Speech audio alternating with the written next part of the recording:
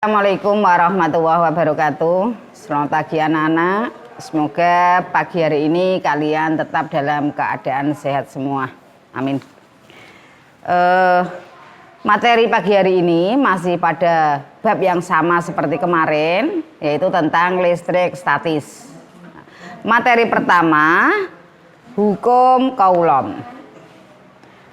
Hukum Coulomb dicetuskan oleh ilmuwan yang bernama Charles Augustin de Coulomb pada abad ke-18 yang berbunyi, besarnya gaya tolak-menolak atau gaya tarik-menarik antar muatan listrik berbanding lurus dengan hasil kali kedua muatan dan berbanding terbalik dengan kuadrat jarak antar kedua muatan. Saya ulangi, besarnya gaya tolak-menolak atau gaya tarik-menarik antara dua muatan listrik berbanding lurus dengan hasil kali kedua muatan dan berbanding terbalik dengan kuadrat jarak antara kedua muatan. Kalau ditulis menggunakan rumus menjadi F sama dengan K kali Q1 kali Q2 per R kuadrat. Besarnya gaya tolak-menolak. Tolak-menolak itu jika muatannya sejenis. Contohnya positif dengan positif atau negatif dengan negatif. Kemudian tarik-menarik jika kedua muatan berbeda jenis, positif dengan negatif. Saya ulangi, besarnya gaya tolak-menolak atau gaya tarik-menarik berbanding lurus dengan hasil kali kedua muatan dan berbanding terbalik dengan kuadrat jarak kedua muatan tersebut. Ya, jadi F gaya Coulomb, bisa tarik-menarik, bisa tolak-menolak, satuannya Newton. K ini konstanta yang besarnya 9 kali 10 pangkat 9 Newton meter persegi per Coulomb persegi. Q1 muatan benda 1, satuannya Coulomb. Q2 muatan benda 2, satuannya Coulomb. R jarak antara kedua muatan. Sebagai contoh saya berikan contoh 1. Kalian lihat buku kalian halaman 54. Ada soal, benda A dan B masing-masing bermuatan listrik sebesar 6 kali 10 pangkat min 6 Coulomb. Ingat, ketika ketemu angka langsung tuliskan lambang atau simbolnya. Ya, muatan listrik Q. Nah, kebetulan di sini Q1 dan Q2-nya sama. Diketahui muatan benda 1 6 kali 10 pangkat min 6 Coulomb. Q2 6 kali 10 pangkat min 6 Coulomb. Terpisah sejauh 3 cm. R-nya 3 cm. Karena satuannya masih senti, kita ubah menjadi meter. Dalam tangga satuan senti menjadi meter, tangganya naik 2 tingkat. Maka angkanya kita tulis 3, kalikan dengan 10. Karena naiknya 2 tingkat, maka di sini pangkatnya min 2 menjadi meter. Ditanyakan gaya tolak-menolak F. Kenapa gaya tolak-menolak? Karena muatannya sama-sama positif, sejenis. Ya, jawab. F sama dengan K kali Q1 kali Q2 per R kuadrat. F sama dengan K-nya 9 kali 10 pangkat 9. Q1-nya 6 kali 10 pangkat min 6. Q2-nya 6 kali 10 pangkat min 6. Dibagi R-nya 3 kali 10 pangkat min 2 dikuadratkan. F sama dengan 9 kali 10 pangkat 9 kali 6 kali 6 36 kali 10 pangkat perkalian bilangan 10 pangkat, pangkatnya dijumlahkan. Min 6 ditambah min 6 min 12 per 3 kuadrat 9 10 pangkat min 2 kuadrat, pangkatnya dikalikan 2, pangkat min 4. Angka 9 bisa kita coret, hilang.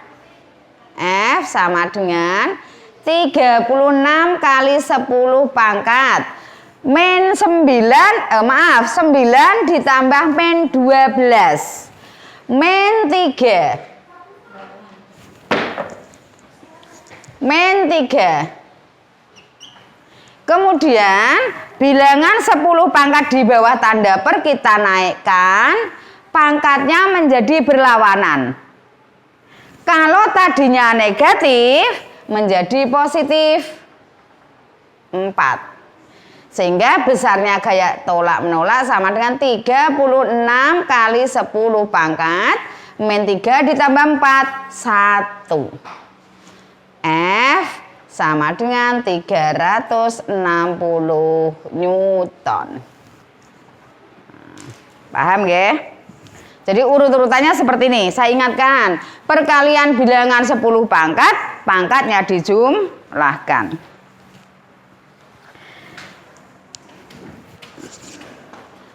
Kita lanjut ke materi berikutnya, medan listrik. Medan listrik yaitu daerah di sekitar benda yang bermuatan listrik yang masih mengalami gaya listrik.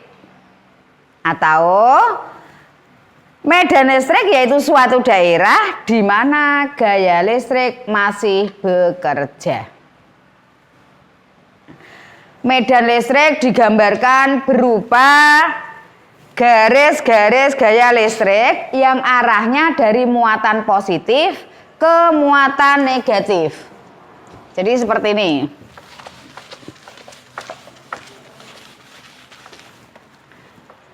Muatan positif, maka di sekitar muatan ini ada daerah di mana gaya listrik masih bekerja. Itulah yang dinamakan medan listrik. Kalau muatannya positif, nah, gambar garis gayanya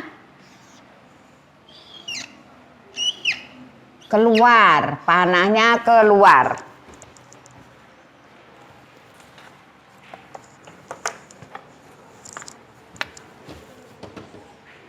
Nah, yang lebih jelas. Panahnya keluar semua. Nah, nih. Kalau muatannya negatif, perhatikan sama gambarnya. Tapi yang membedakan di sini arah panahnya, arah garis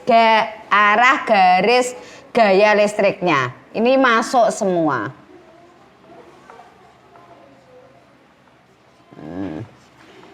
Bagaimana jika ada muatan positif dan negatif berdekatan? Maka di situ arahnya dari positif menuju negatif seperti ini. Nah, medan magnetnya dari positif, muatan positif ke muatan negatif. Seperti ini. Positif keluar, negatifnya masuk. Seperti ini ya. Ini medan listrik. Besarnya medan listrik disebut kuat medan listrik. Nah, ini merupakan besaran vektor ya, karena mempunyai nilai dan arah. Ya. Berikutnya beda potensial. Beda potensial yaitu energi yang digunakan untuk memindahkan muatan listrik dari satu titik ke titik yang lainnya. Saya ulangi, beda potensial yaitu banyaknya energi listrik yang digunakan untuk memindahkan muatan listrik dari satu titik ke titik yang lainnya. Rumusnya V sama dengan W per Q. V beda potensial, satuannya volt, disingkat V. W energi listrik, satuannya joule, tulisannya joule, disingkat J. Q muatan listrik, satuannya coulomb, disingkat C. Nah, contoh sebuah sumber tegangan mengeluarkan energi listrik sebesar 480 Joule. Energi listrik lambangnya apa? Mau energi listrik lambangnya W. Maka kita tulis lambangnya W, 480 Joule. Kemudian untuk memindahkan muatan sebesar 40 coulomb. Muatan listrik kita lihat Q. 40 coulomb. Berapakah besarnya tegangan yang digunakan untuk memindahkan muatan tersebut? Ditanyakan tegangan atau beda potensial. Tegangan sama dengan beda potensial, ya. V sama dengan berapa? Jawab. Kita tuliskan dulu rumusnya biar tidak kelewat. V sama dengan W per Q. W-nya 480 Joule. Q-nya 40 coulomb. Nah, 48 dibagi 4, 12. Satuan tegangan atau beda potensial apa tadi? Volt. Jadi, besarnya tegangan yang digunakan sebesar 12 volt.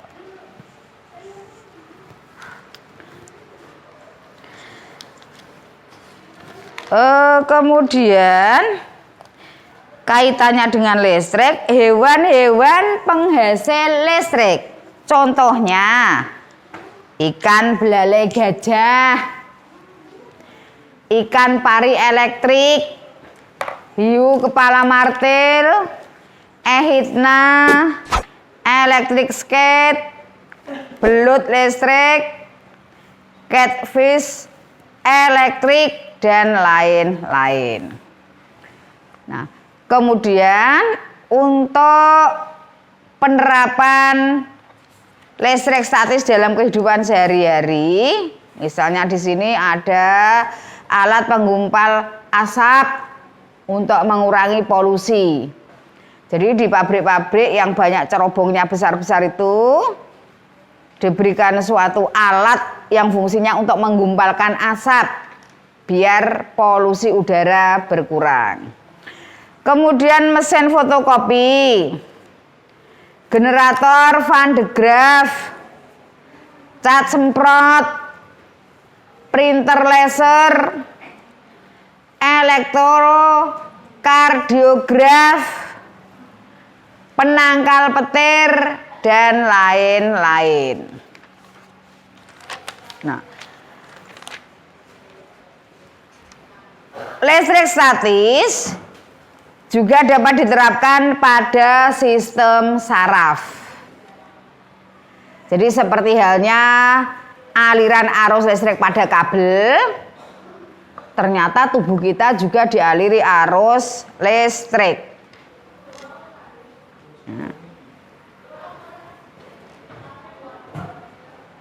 Ya, khususnya pada saraf, yaitu dengan adanya impuls listrik. Impuls itu apa? Rangsangan, ya. Jadi setiap manusia itu mempunyai sistem saraf yang sanggup mengontrol gerak otot. Nah, sistem saraf tersebut terdiri dari sel-sel saraf yang fungsinya untuk menerima, mengolah, dan mengirim rangsangan yang diterima panca indera. Nah, rangsangan inilah yang disebut impuls. Sel saraf terdiri dari 3 bagian utama, yaitu ada dendrit, neurit atau akson, dan badan sel. Nah, dendrit merupakan cabang pendek dari badan sel yang fungsinya menerima rangsang dari sel saraf lain kemudian membawanya ke badan sel.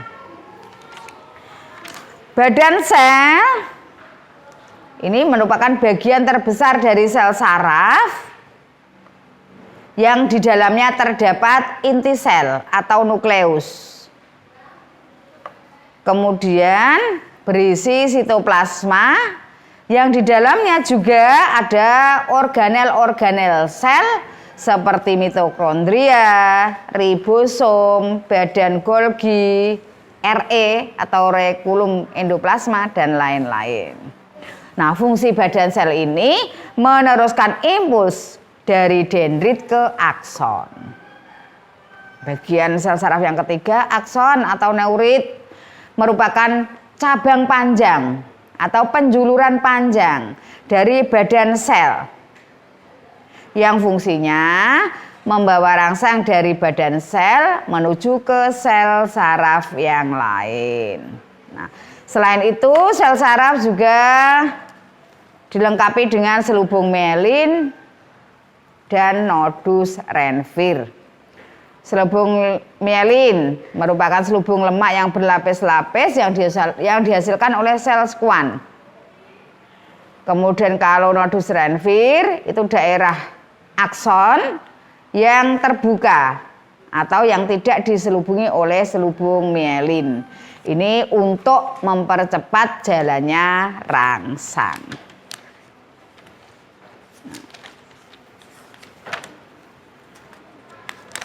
Kalian buka buku kalian halaman 66. Ya. Lihat di situ halaman 66. Nanti untuk soal nomor 21 sampai 30 dikerjakan, ya. Jadi soal tugasnya halaman 66 nomor 21 sampai 30. Untuk pertemuan kali ini saya cukupkan sekian dulu. Besok kita lanjutkan lagi untuk bab listrik dinamis. Dipelajari bukunya biar nanti ketika diterangkan kalian lebih paham. Oke. Sekian dulu. Assalamualaikum warahmatullahi wabarakatuh.